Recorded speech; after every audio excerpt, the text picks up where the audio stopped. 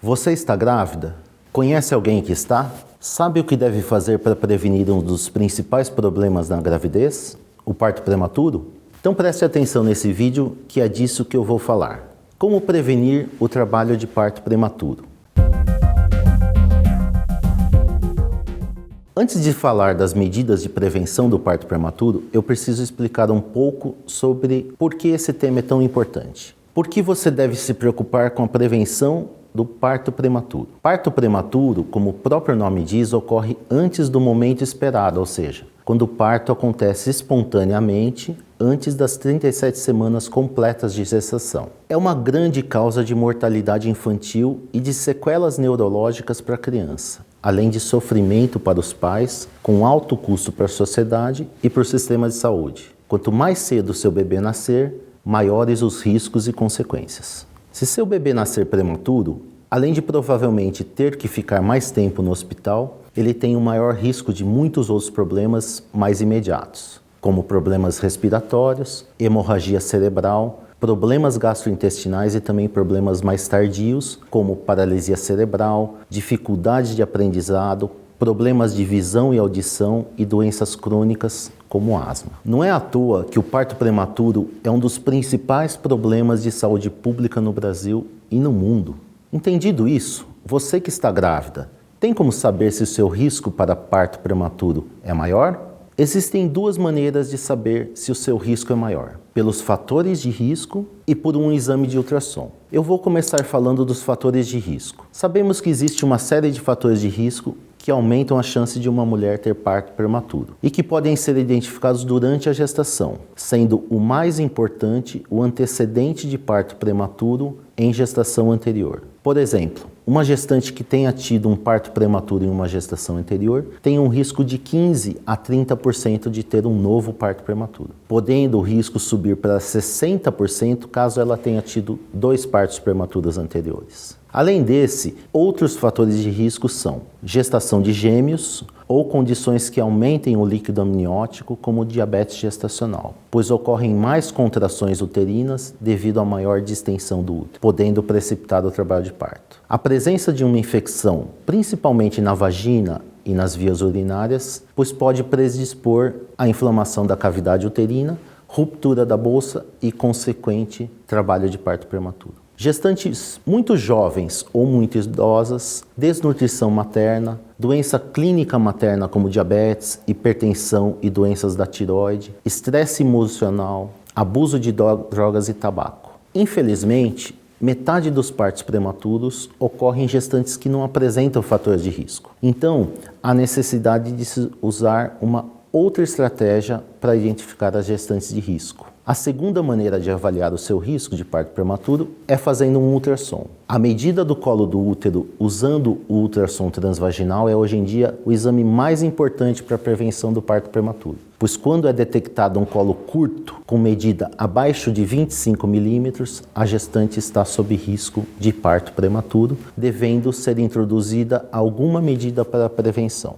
Essa medida do colo uterino deve ser feita entre 20 e 24 semanas de gestação, ou seja, juntamente com o ultrassom morfológico de segundo trimestre. Embora seja um pouco incômodo, o ultrassom transvaginal é totalmente seguro para a gestante e o bebê. Infelizmente, esse exame ainda não é feito de rotina em muitos lugares do nosso país, tanto no SUS como no convênio médico. Se você não tiver nenhum desses fatores de risco, isso não significa que não deve se preocupar com a prevenção do trabalho de parto prematuro. Como eu falei, metade dos casos as gestantes não têm fatores de risco. Agora, se você tiver algum desses fatores, a sua atenção para esse assunto deve ser redobrada. E para alguns casos, algumas medidas específicas devem ser tomadas. E quais são as principais medidas para a prevenção do parto prematuro? Em primeiro lugar, a todas as gestantes, a resposta mais importante é realizar o pré-natal. Através da anamnese, do exame físico e de exames de sangue, urina e ultrassom, o médico pode,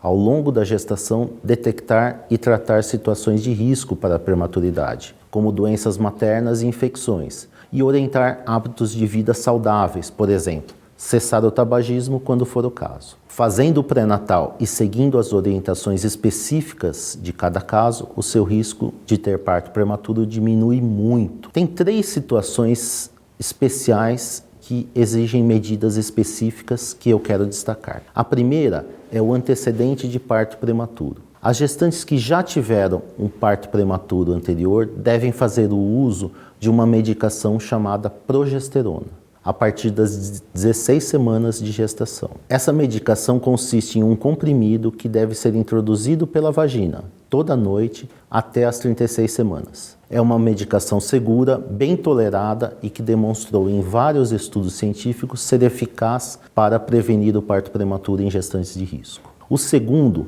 são as gestações de colo curto. Da mesma maneira que com as gestantes com parto prematuro em gestação anterior, as gestantes de feto único que apresentam colo curto no exame de ultrassom entre 20 e 24 semanas devem usar a progesterona por via vaginal para prevenir o parto prematuro. Recentemente, tem sido demonstrado em estudos científicos que o uso de um anel de silicone chamado pessário no interior da vagina e ao redor do colo do útero pode também reduzir o risco de parto prematuro em gestantes com feto único e colo do útero curto. Há estudos que, inclusive, associam o pessário com o uso da progesterona. O pessário é mantido até as 37 semanas de gestação e também é considerado seguro para a gestante e o bebê, mas está associado a um aumento da secreção vaginal, o que, às vezes, pode ser incômodo para a gestante. No momento, mais estudos estão em processo para verificar a eficiência desses tratamentos em prevenir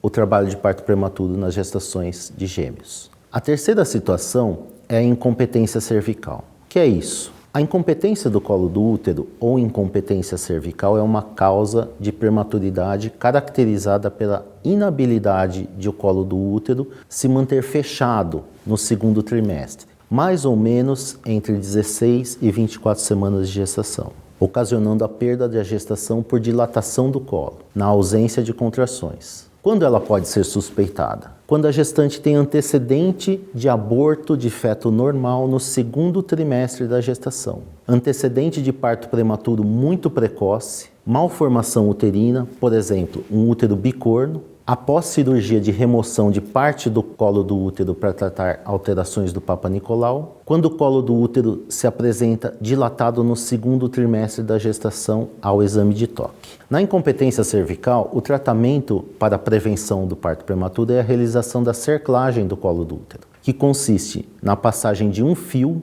ou ponto de sutura ao redor do colo do útero, com o objetivo de mantê-lo fechado. Ao contrário dos outros tratamentos, a cerclagem é uma cirurgia, necessitando de internação, anestesia e cuidados pós-operatórios. Nos casos em que a gestante apresente história de abortos repetidos de segundo trimestre e quando o colo do útero está dilatado ao exame de toque, a cerclagem pode ser feita prontamente após o diagnóstico, sempre entre 13 e 24 semanas de gestação. Já nos casos suspeitos, quando o antecedente obstétrico de prematuridade é mal caracterizado, ou quando há malformação uterina ou cirurgia prévia do colo do útero, deve ser feita a medida do colo pelo ultrassom transvaginal, mais precocemente, com 16 semanas, sendo repetida a intervalos de 1 ou 2 semanas. E caso seja demonstrado o encurtamento do colo do útero, realizada a cerclagem até 24 semanas de gestação. Eu falei dessas 3 situações que exigem cuidados especiais,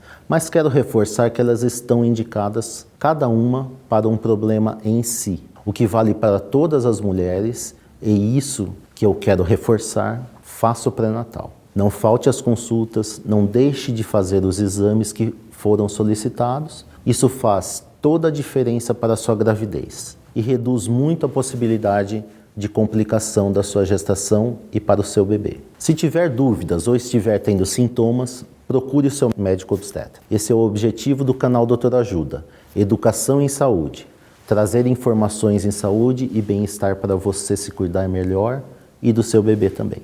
Você está gostando do canal Doutor Ajuda? Então se inscreva no canal. Para se inscrever, você tem que entrar na página do canal Doutor Ajuda no YouTube e clicar em se inscrever. Tá vendo esse sininho aí que fica aí do lado? Clique nesse sininho que automaticamente você vai receber os vídeos toda semana. Se você gostou desse vídeo que acabou de assistir, deixe seus comentários, curta e compartilhe com seus amigos e familiares.